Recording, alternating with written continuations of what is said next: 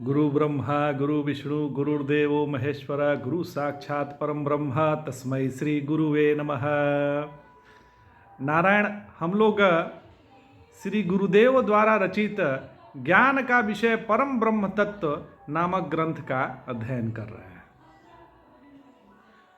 नारायण, श्रुतियां परम ब्रह्म परमात्म तत्व को सारे जीवों की गति बताती है कि अंतिम गति तो परमात्म तत्व ही है, परम ब्रह्म ही है। तो सारा विश्व उसी की तरफ जा रहा है। जैसे नदियां भी अपने अंतिम स्थिति मतलब समुद्र की तरफ बढ़ती चली जाती है, स्वभावतः कारण की तरफ गति होती है। अचेतन और चेतन दोनों की गति उसी की तरफ है। संसार में यदि कोई नास्तिक भी है तो वह भी उसका चिंतन करता है। आस्तिक उसकी सिद्धि के लिए, भोगी उसके द्वारा भोग प्राप्त करने के लिए चिंता करता है महाराज। ज्ञानी उससे जानने को और उपासक उसकी प्राप्ति के लिए ईश्वर का चिंतन करता है। परमेश्वर कल्प वृक्ष है। उसके पास जो जिस दृष्टि से जाता है, उसके पास जो भी जिस दृष्टि से जाता है, चिंतन करने वाला वैसा ही बन जाता है। जैसा उसकी चिंतन रहती है वैसा ही वह बन जाता है। ईश्वर नहीं है इस प्रकार चिंतन करने वाला स्वयं भी असत रूप बन जाता है। उसके सामने जैसा चिंतन करो वैसा चिंतन सफल होता है। कामत, क्रोधात, लोभात कोई भी विकार हो उसकी तरफ लगा दीजिए महाराज। कोई भी आपके पास विकार हो परमात्मा की तरफ लगा दीजिए। जिस विकार को लेकर परमेश्वर के पास चलेंगे वह विकार तो समाप्त हो जाएगा पर आनंद नहीं मिलेगा।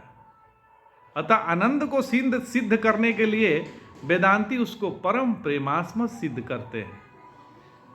वेदांत ऐसा क्यों करता है? प्रश्न ऐसा उठ सकता है। तो नारायण, बृहद्राण उपनिषद में मैत्रेयी को उपदेश करते हुए कहा गया, आत्मनस्तु कामाय सर्वं प्रियं भवति। फिर विज्ञानम आनंदम ब्रह्म सिद्ध किया गया। तो क्योंकि आनंद और प्रेम का घनिष्ठ संबंध है। लोक में भी जिसके घर प्रेम है वहां बड़ा आनंद है। जहां प्रेम नहीं वहां अगर जाना पड़ा तो बवाल होता है। जो भोजन प्रियकर है उसे देखते ही आनंद आता है। अप्रिय भोजन के सामने आते ही भ्रिकुटी टेढ़ी होती है। पर अन्नम ब्रह्मेति जानने वाला सभी भोजन का आनंद ले पाएगा। नारायण, अप्रिय भोजन के सामने आते ही भ्रिकुटी टेढ़ी होती है, पर अन्नम ब्रह्मेति जानने वाला सभी भोजनों का आनंद ले पाएगा। वो जानता है कि अन्न ब्रह्म है। तो आनंद का संबंध प्रेम से है, पदार्थ से नहीं है। एक बार पूर्णिमा के दिन ताजमहल देखने को गए तो ख्याल आया कि यदि मंदिर देखने जाते तो अच्छा होता, क्या कब्र देखने आ गए। यह ध्यान आते ही ताजमहल अरुचिकर हो गया। एक बार की हम बात बतलाते हैं। लगभग आज से लगभग 10 वर्ष की बात होगी। मैं एक बार वृंदावन यात्रा पे गया था। तो वहाँ पर गया तो बहुत आनंद आया। रिक्शा वाले बोलते थे राधे राधे। और राधे राधे करते लगता था जैसे यहाँ भगवान आ गए, हृदय में बैठ गए महाराज। और बांके बिहारी के यहाँ दर्शन करने गए तो लगा कि साक्षात तो ये वही कन्हैया है। साक्षात वहाँ जैसे सचमुच ऐसे मतलब सही में वो बड़ी प्रेम की जगह है वृंदावन।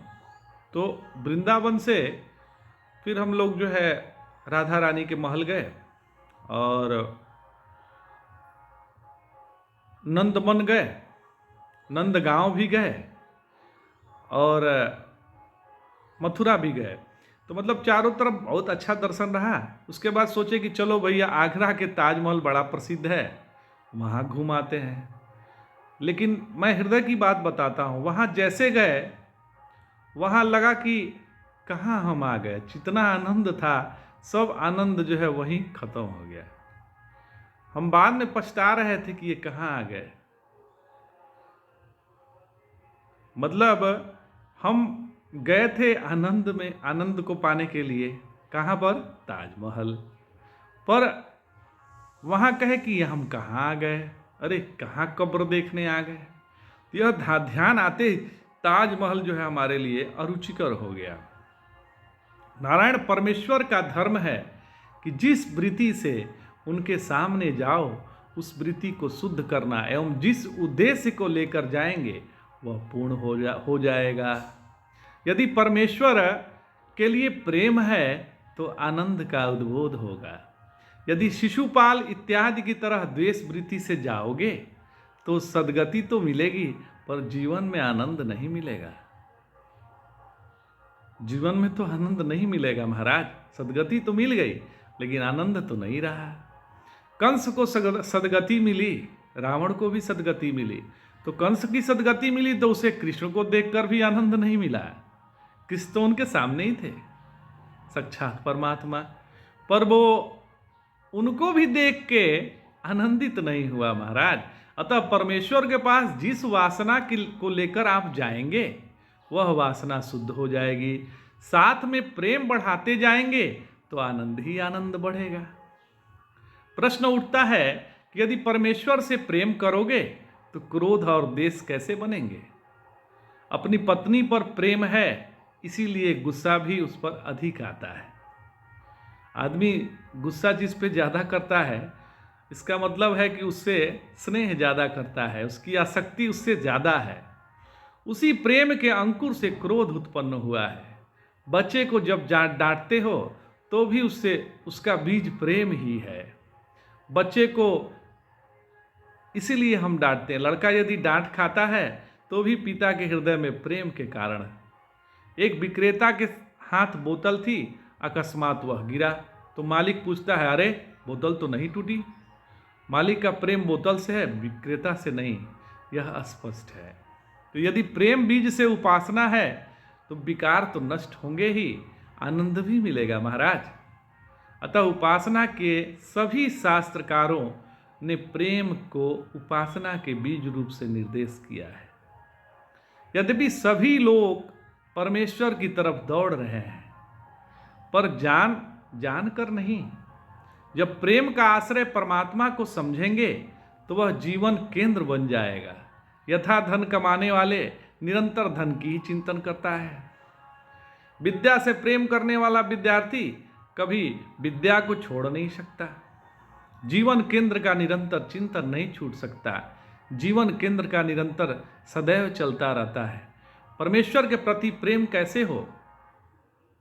यदि हम चाहते हैं कि हमारा परमेश्वर के प्रति प्रेम हो तो कैसे संभव है?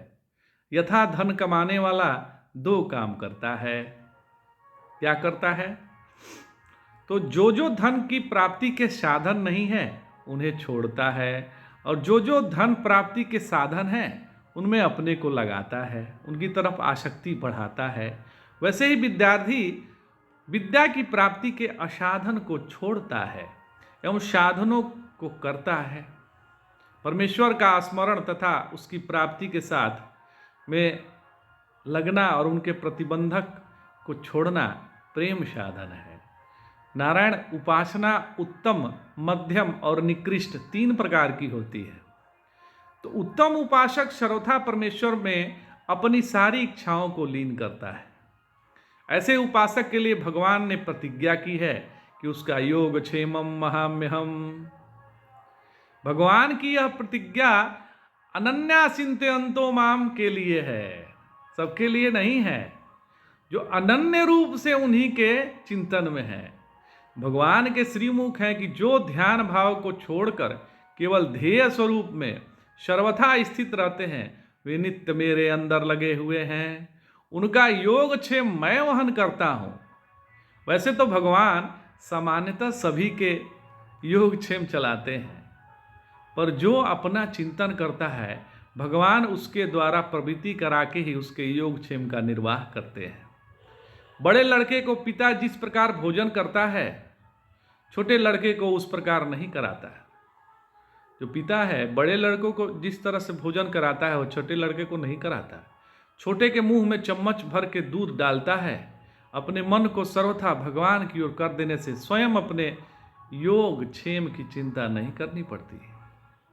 जब तक अपने योग क्षेम का चिंतन योग क्षेम का चिंतन करना है तब तक अपनी प्रवृत्ति से ही चलना पड़ेगा। जब अमुक चीज प्रातव्य है, यह प्रवृत्ति छूटकर परमेश्वर ही एकमात्र प्राप्तव्य है, परमेश्वर के अलावा दूसरा कोई प्राप्तव्य नहीं है, यह प्रवृत्ति छूटकर परमेश्वर ही एक बात मात्र प्राप्तव्य है, तो भगवान स्वयं योगक्षेम का वहन करते हैं। एक पढ़ने वाला कुशाग्र लड़का पढ़ता ही रहता है तो माता पिता उसके कपड़े खाने की चिंता करते हैं। दूसरा लड़का जो उठाने पर भी पढ़ने को नहीं उठता, क्लब के बगैर पाठशाला जाता नहीं है, वो क्लब में जाता है, चिंता तो उसकी भी माँ बाप करते हैं पर सर्वदा नहीं करते। उपासक परमेश्वर का निरंतर स्मरण करे महाराज, उसको प्रेम का आस्पद बनाएं, उसके चिंतन में बाधक वृत्तियों का त्याग करें, तब उपास्य तत्व की प्राप्ति सहज होती है। नारायण, सभी लोग यद्यपि परमेश्वर की तरफ जा रहे हैं, परंतु जो जान कर जाता है उसका फल और है, और जो बगैर जाने जाता है उसका फल और है। उपासना का लक्षण है उपासनम च यथा शास्त्रम तुल्य प्रत्यय संगति ही तनोति इति ततिः सम्यक तनोति इति संधिः। अतः संतति का अर्थ है विस्तार। यथा पिता का विस्तार पुत्र द्वारा होता है, तुल्य प्रत्यय संतति का अर्थ हुआ कि जिस ध्येय की उपासना हो रही है उसका विस्तार करिए। ध्येयकार वृत्ति इतनी बढ़ जाए कि और कोई चिंतन बीच में न रहे, कोई विपरीत वासना वहां न आवे। ध्येयाकार वृत्ति जब ऐसी बनेगी तभी उपासना पूर्ण होगी। एक क्षण वृत्ति बनी और दूसरे क्षण बदल गई, तब तक सिद्धि नहीं।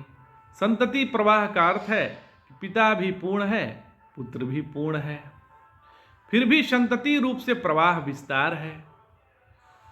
असंकीर्ण च अतत प्रत्यय। ध्यान स्थल में साधक को चाहिए कि आत्मवृत्ति को पूर्ण बनावे। कोमल ज्ञान और दृढ़ ज्ञान में यही भेद है कि ज्ञान के बीच बीच में भिन्न वृत्ति का आना ही कोमलता है। यदि ज्ञान को अन्य अतत प्रत्यय बीच में संकीर्ण करता है तो उसकी संतति का पता कैसे चलता है। यथा किसी को 2 दिन तक सिर में दर्द रहा तो तुल्य प्रत्यय संतति है सिर दर्द की अनुभूति। उसी प्रकार शास्त्र के अनुसार तुल्य प्रत्यय संतति ही उपासना है। आज इतना ही। जय जय शंकर, हर हर शंकर।